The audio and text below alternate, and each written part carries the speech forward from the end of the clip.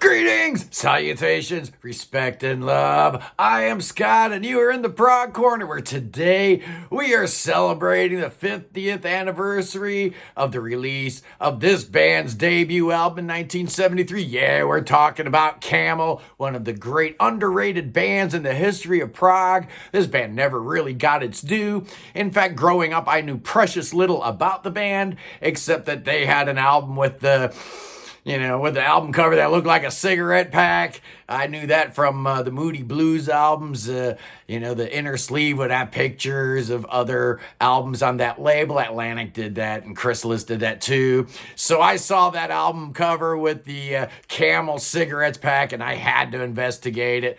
But this is a band that really didn't get any traction. They never had any hits. And so they kind of were under the radar their entire time. They're still going, even though their last album came out 21 years ago. They're still doing their thing. Andy Latimer and Company. The band started back in Surrey, way back in the 60s with a band called Strange Brew. Andy Latimer and his brother Ian were gigging around.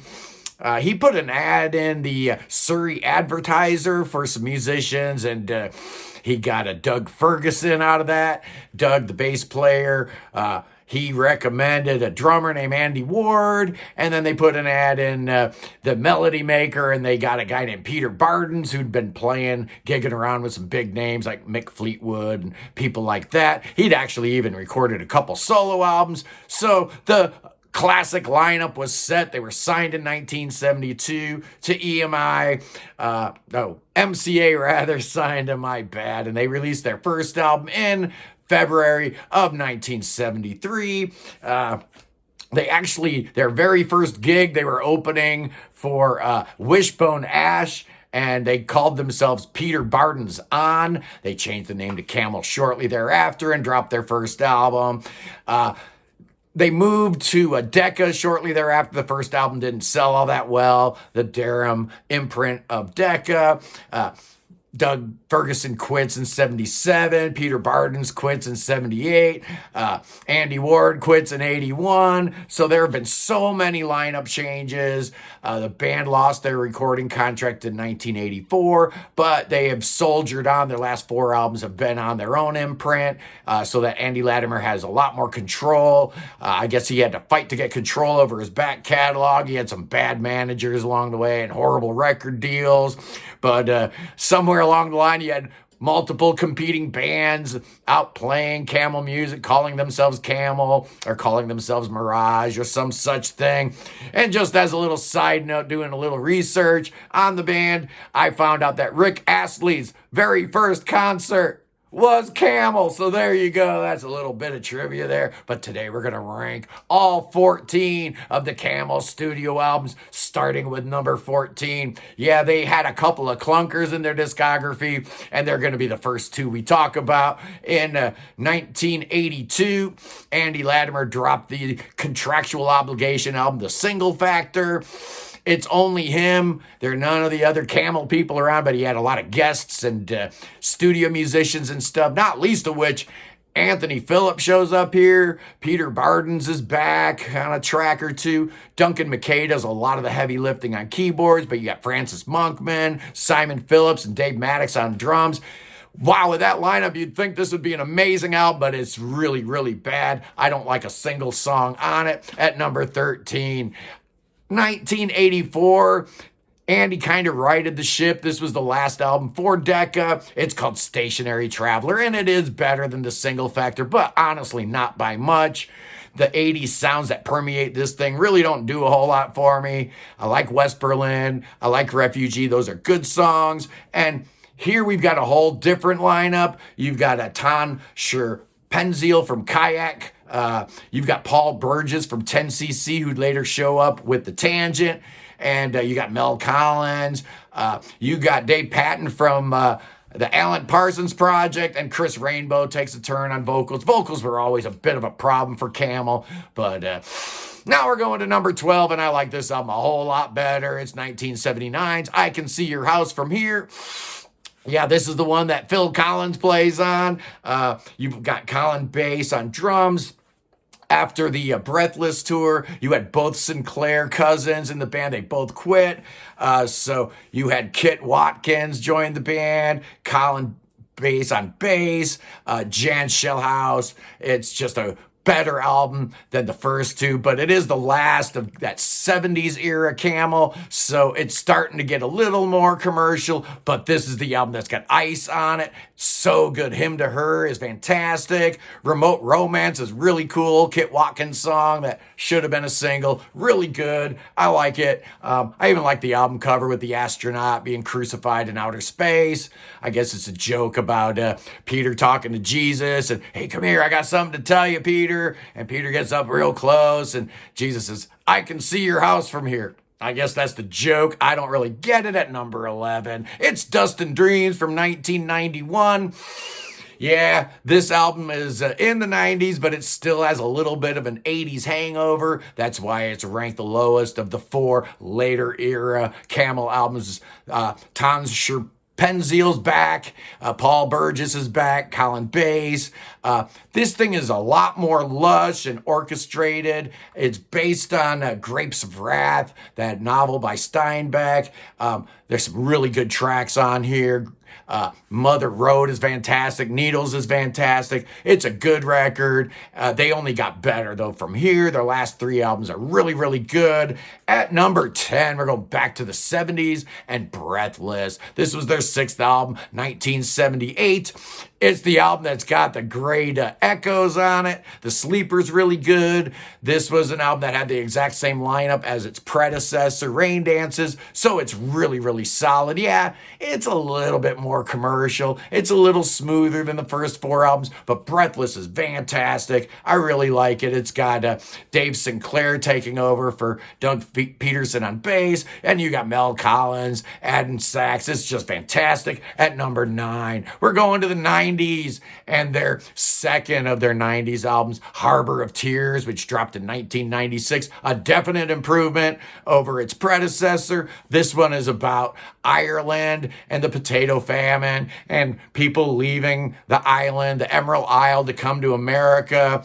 It's a much better album. It sounds better. It's really lush. It's got the Celtic influences going on throughout this, some female vocals.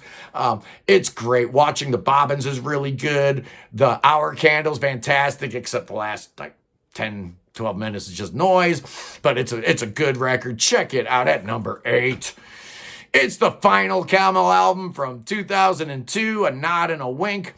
Hopefully this won't be their last album. But the lineup on this one was Andy Latimer, Colin Bass, Guy LeBlanc, and Dennis Clement, who's still in the band on drums. Guy LeBlanc is no longer in the band. I guess we've got the great Pete Jones from Tiger Moth Tales is now in Camel. But he hasn't performed on any of their recorded studio albums yet. This is a good album, man. I really enjoy this. Fox Hill is such a great song. The final song for today, really, really great. If this is in fact Camel Swan Song, they could have gone out a whole lot worse. At number 7, it's 1977's Rain Dances. I really like this album. The first 4 are probably, the best 4 in their catalog, but this one's right there. Doug Ferguson's no longer in the band. You have Richard Sinclair, who of course was from Caravan rather. And then Mel Collins had joined the band at this point. At some point after Breathless, I guess they had both Sinclair cousins in the band, and then they quit for I Can See Your House from Here. But for a little while, it was just like Canterbury all over again, and I can see why people sometimes put Camel in the Canterbury basket, even though their music really isn't Canterbury-esque. Some of the players over the years, Jan Schellenhaus and the Sinclair cousins, whatever. At number 6, let's talk about that debut album, the only one dropped for MCA, and it subsequently got them fired from MCA. It's a good little record, man. Mystic Queen's on here. That last track, Baluba is really cool. Yeah, this is a band that actually came onto the scene almost fully formed, and that's a pretty rare thing. You think about Kansas and King Crimson, maybe Queen, but most bands need a few albums to kind of get their sound in place. Not Camel, man. These guys came out swinging hard right from the get-go, and their first album is really, really good. At number 5, it's 1999's Rajas, and kind of a return to the whole, camel, desert, Arabia kind of themes and concepts. This is basically, Lawrence of Arabia and all that kind of stuff. There's a song called Lawrence on here. There's a song called Sahara on here. It opens up with a song called Three Wishes. So I guess you get the idea of the symbolism on this album. And it's just great. It is really calm and laid back, but the melodies are wonderful. And Andy Latimer's guitar playing, just incredible. On this album, you've got Ton Scherpenzeel, you've got Colin Bass, you got Dave Stewart on drums on this one. The only album he's on. At number 4, it's 1981's Nude, one of my favorite albums of the 80s. I really, really dig this thing. It's mostly instrumental. It's primarily about, this Japanese soldier who doesn't know World War II's over. It's a really cool idea to base an album around. And I guess this is where Andy Latimer's wife begins writing lyrics for the band. And she'd been kind of their primary lyricist ever since Nude. But this is a terrific album. And the wonderful talents of Duncan McKay on keyboards kind of steal the show. I love his style. I love his work with Kate Bush. I love his solo stuff. Duncan McKay, just great. But you got Mel Collins here too. Nude, just fantastic. At number 4. No, that was 4. Nude was 4. We're in the top 3 now, boys and girls. And at number 3, it's music inspired by the Snow Goose. Yeah, this was based on a short story by Paul Gallico. And there's a story that he was an ex-smoker who really didn't want anything to do with the band because of the cigarette pack. Apparently, that's been refuted by Paul. He just didn't really know what to make of Camel, but I guess at the end of the day, he was okay with it as long as they said music inspired by the Snow Goose, as long as he had that little disclaimer in there, he was okay with it. But the album is just phenomenal because the greatest weakness of Camel always was their vocals. So you take that out of the equation, there's nothing to dislike about the Snow Goose, man. It's just incredible. But there's actually 2 I like better. Number 2. 1976 saw the release of Moon Madness, the band's epic 4th album. I love this thing. Song within a song, Airborne, Lunar Sea. All 4 members, this is the classic lineup here still. All 4 members get a turn at the microphone since Andy wasn't that strong a singer, so Peter sings a little.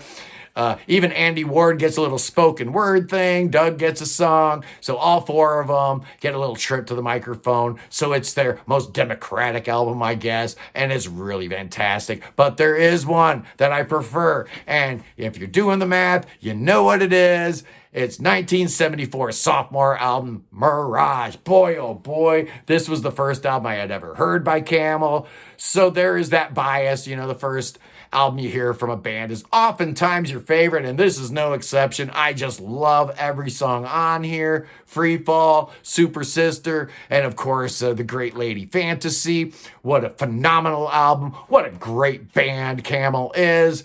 I really hope that they decide to record at least one more album with the current lineup because they've been touring, doing some live dates. But anyway, I just want to give a great, big, giant shout out to all my new subscribers. We had that big push for 3,000 subscribers over the weekend, and I picked up like 50 or 60 new subscribers. So to the new people out there, thank you and welcome to the Prog Corner. I love you guys. I love prog rock, and that's all we're ever going to talk about here. So feel free to tune in anytime you see new content. Hit that notifications bell so you'll never miss a new episode from the Prog Corner. Anyway, I am Scott, and I love you guys. God save the king. And prayers for Turkey. That earthquake thing, not cool. Anyway, love you guys. Peace.